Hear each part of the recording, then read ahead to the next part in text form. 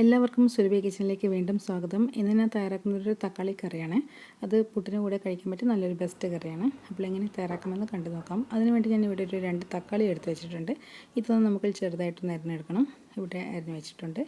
ഇതിന് നമ്മൾ ഏത് പാത്രത്തിലാണോ ആക്കുന്നത് അതിലേക്ക് ഇട്ട് കൊടുക്കാം. ഞാനിവിടെ ഒരു അലൂമിനിയം ചട്ടിയാണ് എടുത്തിരിക്കുന്നത്. അതൊന്ന് ചൂടാകുമ്പോൾ നമുക്കിതിലേക്ക് ഇട്ട് കൊടുക്കാം. ഇനി ഇതൊന്ന് ഒരു മീഡിയം ഫ്ലെയിമിലിട്ട് നമുക്കിതൊന്ന് നന്നായിട്ടൊന്ന് ഈ തക്കാളി അടിഞ്ഞു വരുന്നതായിട്ട് നമ്മൾക്കിതൊന്ന് ഇളക്കിയെടുക്കാം. ഇപ്പോൾ ഈ തക്കാളിയിൽ വെള്ളം ഒഴിക്കേണ്ട ആവശ്യമില്ല. നമ്മൾക്ക് ഈ തക്കാളി കുറച്ചൊന്ന് അടിഞ്ഞതിന് ശേഷം പിന്നീട് വെള്ളം ഒഴിക്കാവുന്നതാണ്. ഇനി ഇതിലേക്ക് ഞാൻ ഉപ്പ് ചേർത്ത് കൊടുക്കുന്നുണ്ട്. അതായത് നമ്മളുടെ തക്കാളിക്കറിക്ക് ആവശ്യമായ ഉപ്പാണ് ഞാൻ ഇതിലേക്ക് ചേർക്കുന്നത്. കല്ലുപ്പാണ് ഇട്ടിരിക്കുന്നത്. ഇതൊന്ന് നന്നായിട്ടൊന്ന് മിക്സ് ചെയ്യാം. പിന്നെ മീഡിയം ഫ്ലെയിമിലാണ് ചെയ്യുന്നത്. അപ്പോൾ അടിക്ക് പിടിക്കാത്തതൊന്ന് ശ്രദ്ധിക്കണം. അതുകൊണ്ട് ഞാൻ ഇടയ്ക്കിടയ്ക്ക് ഒന്ന് ഇളക്കി കൊടുക്കുന്നുണ്ട്. തക്കാളി നന്നായിട്ടൊന്ന് അടിഞ്ഞു വരുന്നുണ്ട്. നമ്മൾക്ക് ഇതൊന്ന് ഇളക്കി കൊടുക്കാം. ഇത് ഇളക്കി കൊടുക്കുക എന്ന് പറയുമ്പോൾ നമുക്ക് നന്നായിട്ട് പ്രസ് ചെയ്തിട്ട് തന്നെ ഒന്ന് ചെയ്താൽ മതി. അപ്പോൾ തക്കാളിയിൽ നിന്ന് തന്നെ വെള്ളം ഇങ്ങനെ വരുന്നത് കാണാം. ഇനി നമ്മൾക്ക് ഇതിലേക്ക് ആവശ്യമായ മുളക് പൊടിയും മഞ്ഞൾപ്പൊടിയും ചേർത്തെടുക്കാം. എരിവിന് ആവശ്യമായത് നിങ്ങൾക്ക് നോക്കിയിട്ട് ചേർക്കാവുന്നതാണ്. അപ്പോൾ ഞാൻ ആവശ്യത്തിന് ചേർത്തിട്ടുണ്ട്. ഇത് നന്നായിട്ടൊന്ന് നമ്മൾക്ക് മിക്സ് ചെയ്തുകൊണ്ട് തന്നെ നല്ലോണം പ്രസ് ചെയ്തിട്ട് തന്നെ നമ്മൾക്കിതൊന്ന് ഇളക്കിയെടുക്കാം. അതായത് ഇനിയും തക്കാളി അടിയാനുണ്ടെങ്കിൽ അതുകൂടി നന്നായിട്ട് അടിയാൻ വേണ്ടിയാണ് നന്നായിട്ട് പ്രസ് ചെയ്തിട്ട് തന്നെ ചെയ്യുക. അപ്പോൾ നമ്മുടെ തക്കാളി മാക്സിമം എല്ലാം നന്നായിട്ട് അടിഞ്ഞു വന്നിട്ടുണ്ട്. ഇനി നമ്മൾക്കിതിലേക്ക് ഒഴിക്കേണ്ടത് വെള്ളമാണ്. വേറെ കൂടുതൽ ഇൻഗ്രീഡിയൻസിൻ്റെ ഒന്നും ആവശ്യമില്ല. നമുക്ക് വളരെ പെട്ടെന്ന് തയ്യാറാക്കാൻ പറ്റുന്ന ഒരു കറിയാണ് തക്കാളിക്കറി.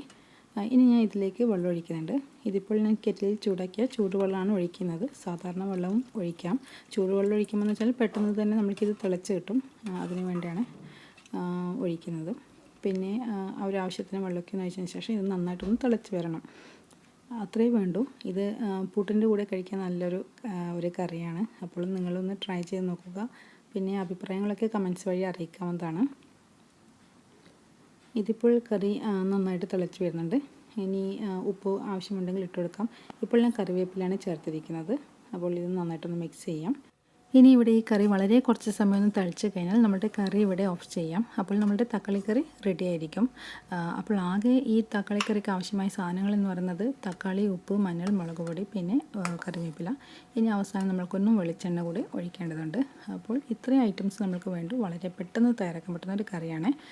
കറി ഇപ്പോൾ ഇവിടെ നന്നായിട്ട് തളിച്ചതിന് ശേഷം ഞാൻ ഇതിലേക്ക് വെളിച്ചെണ്ണയും ഒരു അല്ലി വെളുത്തുള്ളിയും ചതച്ചിട്ട് ചേർക്കുന്നുണ്ട്.